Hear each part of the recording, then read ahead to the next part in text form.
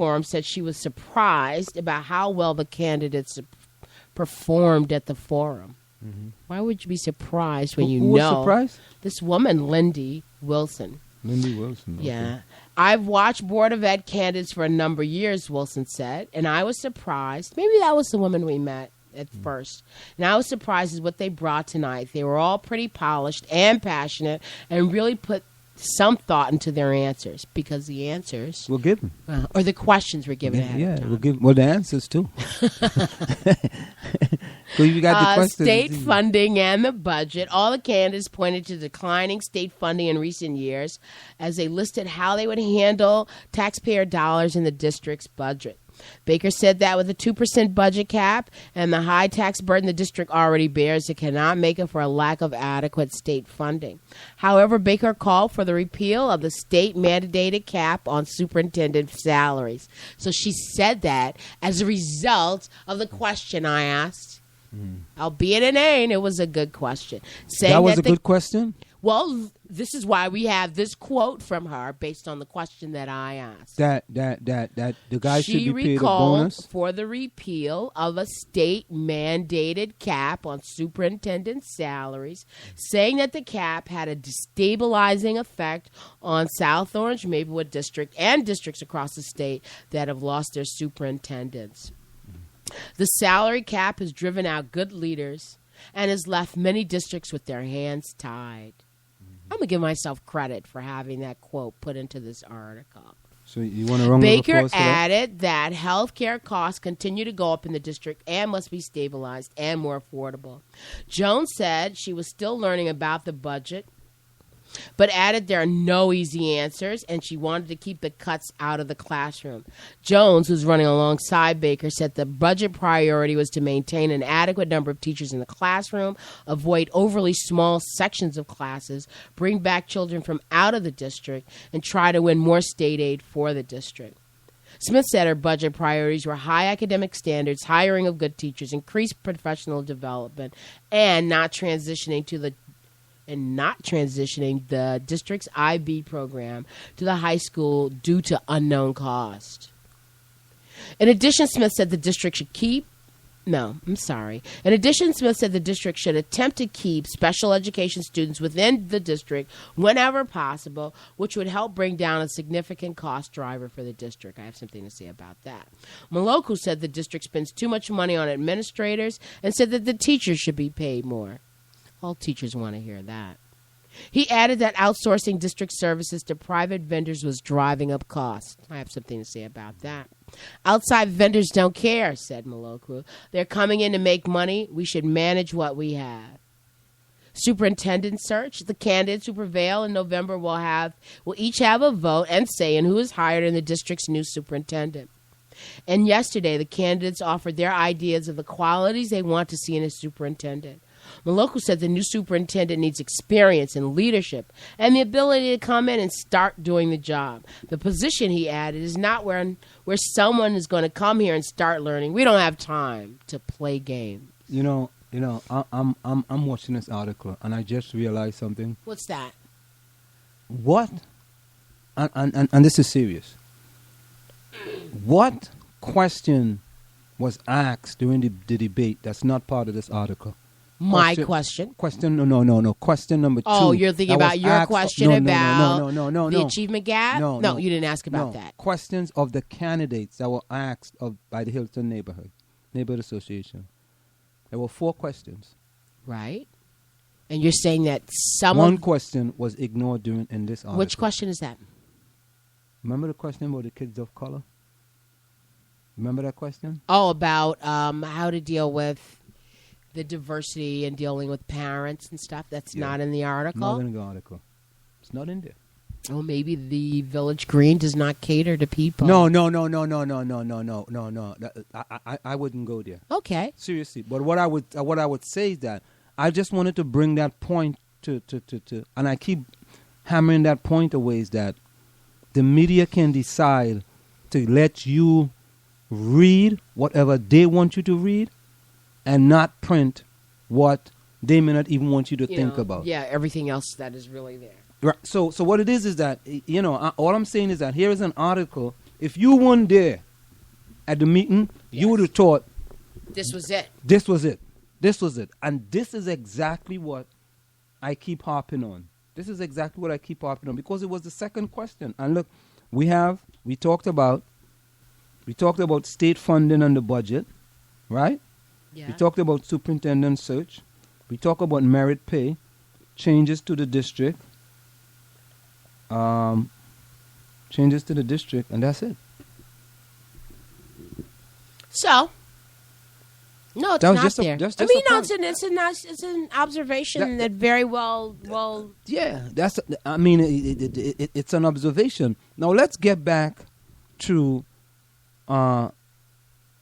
what did you think about the debate Well, last night? I mean, when you got there, were you expecting, certain things from anyone, or did your mind change after you leave with regards to the presentation by different individuals? well, Mr. or Dr. Maloku has been pretty missing on the scene. So he's issued missing on the scene. Well, What do in you the mean? sense that he has issued no formal press release. He hasn't had candidates open house. Does or that any mean of you can't do stuff. the job? Can I finish my point? Okay, all right. I was just asking a question. So, in his absence, Mm-hmm. I think that some people in the community, he can't possibly win, because he hasn't done the formal thing like the, kickoff party or any coffees yet. Okay. But he certainly came out very lively and animated, and I think that he will also be a force to contend with. Okay. You see, and that's a great point. But you see something? Yes, sir. And- Because and this everything is doesn't important. have. What's interesting is that, and let me we tell you all what's believe. interesting in this community. We believe that you have to do things the way everyone else is doing it. That's right. If they're having a coffee up the hill, that you should have a coffee too. If they're having something in your backyard, you should have something in your backyard too. If Dr. Maloku is going to come in and make a significant impact on the education system in South Orange and Maple, to me that's the most important thing. I don't care all the fancy flyers you give out, all the fancy website you got, all the Twitter feed you got, the Facebook, the Instagram. All that's icing as far as I'm concerned. That's icing on the cake. I don't need no icing on the cake in this day and age. Don't give me all that fluff. I have enough fluff already. I need... No, you don't have enough fluff, Anselm. I do have enough fluff. Okay, now, I'm not saying I that. I don't need all that stuff. I agree and disagree.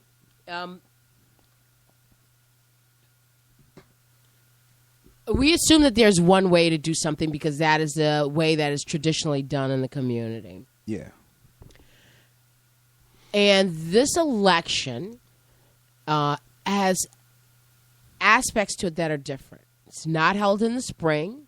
Mm-hmm. It's held on Election Day. Mm-hmm. And the assumption is that there will be way more voters out on Election Day than there are who would come out to a special election having to do with the school district and the election of Board of Ed members.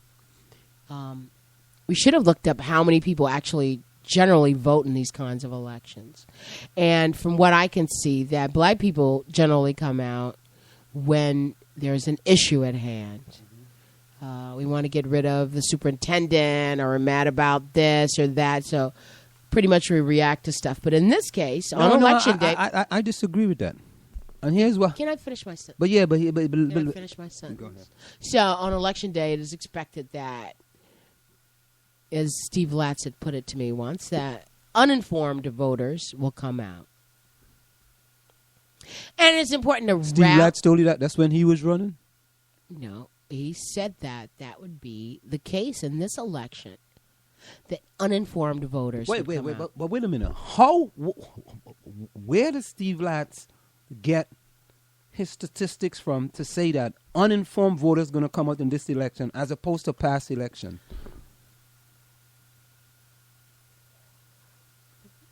Marjorie's Sorry. yawning. Yeah, I'm yawning. How does he get? Where does he My get? eyes thumping. Yeah. I think that. I mean, we gotta ask these questions when you. I mean, you hear these statements, man, that just doesn't make any sense. Yeah, and we take them to be true. I mean, yeah. I mean, what does that mean? What does that mean? Well, maybe Steve Latz, if you're listening, like, you know what? I know Steve Latz is listening. He can call us and and let us know exactly what he means. Steve Latz is not going to do that. Yes, he is. Bet money. Huh? How much money you want to put on it? He may not call tonight. Okay, but no, let's bet on him calling tonight. Somebody's going to tell Steve Latz that he made a statement. We were talking about him on some more. Right. And he made some statement that made absolutely no sense. Well, I mean, this was, you know what? Skip that. I want you to erase, go back, because I don't want. It's already in the podcast. You can't. Too late, man. You're too late. You know, you can't. What do you want? No, but I mean, it makes sense, Anselm. Because what makes sense? That uninformed voters going to come out? Yes. You know what? Why? Wait. Why would he say that? Exactly. Let's ask you. I'm asking you. Why would he say that? I don't know. Okay, can I try to give his rationale? Okay, let's go. I don't look like him, okay, but I'm going to try to give uninformed the rationale. Voters, yes. Okay. If there's a special election, and it's in April. Okay. The participation of voters is going to be low. This is why. Why is that? Because that's the way it is. This is why. Don't let me finish. Okay. I wish this was people could see. We're gonna stream. We'll be streaming soon. Okay. People are gonna see. Well, no, I don't want anybody to see me, because what if I don't like? Yeah, well, you're gonna have no choice. Too bad. Okay. At any rate. Yeah. You don't have a choice, man. At any rate. Yeah. So. Now I'm talking as someone who studies political science. Okay. Yeah. So, first of all, voter participation in the country is low. The highest number of people come out to vote for a presidential election all the time, consistently. In some cases, that's all local people, or the people in the United States. And that's normally in November, right? Yes, and that's November 4th on Election Day. Okay. And so the rationale for changing this election to Election Day and all, is that more people are going to come out and vote? That more people will come out and vote. But it is not a presidential election. I don't think that. Can I finish? I don't think that, any major people are running for anything. I mean, I haven't seen any ads. But if Election Day is the day that people come out to vote, then there will be more people voting on Election Day than they do on another day. And so many of those voters are not the most politically active people. That is the point. I mean, it only makes sense. It only makes sense. Now, not to say, that Steve Latz has his pulse on the community 100%. That makes absolutely no sense. Okay. Unless you're going to give me statistical facts. I can give you statistical facts. Let me finish. I can give you statistical facts. Okay. All right. I'm listening. I don't have them in front of me, but I can give you. All right. This is why I told you I have to be prepared. Let's get in the next show. Let's go and get the statistical facts that uninformed voters. That's the statement. Uninformed voters come out when there is an election in November, opposed to an election in April. Yes. So what that means to say is that you're going to get more voters in November, yes, as opposed to in April. Yes. Okay. And I am saying that there is no way you can tell in South Orange and Maplewood that uninformed voters are going to come out and vote in November as opposed to in April. So you say an uninformed voter would not come out at all? Is this the first time we having the Board of Education election in November? No, but they would just count. No, I'm asking that question. Yes, this is the first time. So how could you make that? How could you make that leap? Listen, not you. I'm not saying you. Listen. If you have people who come out and vote, let's say it's a presidential election, which it'll be next year, right? Yeah, but it's not a presidential election. Will you let me make my point? No, it's not.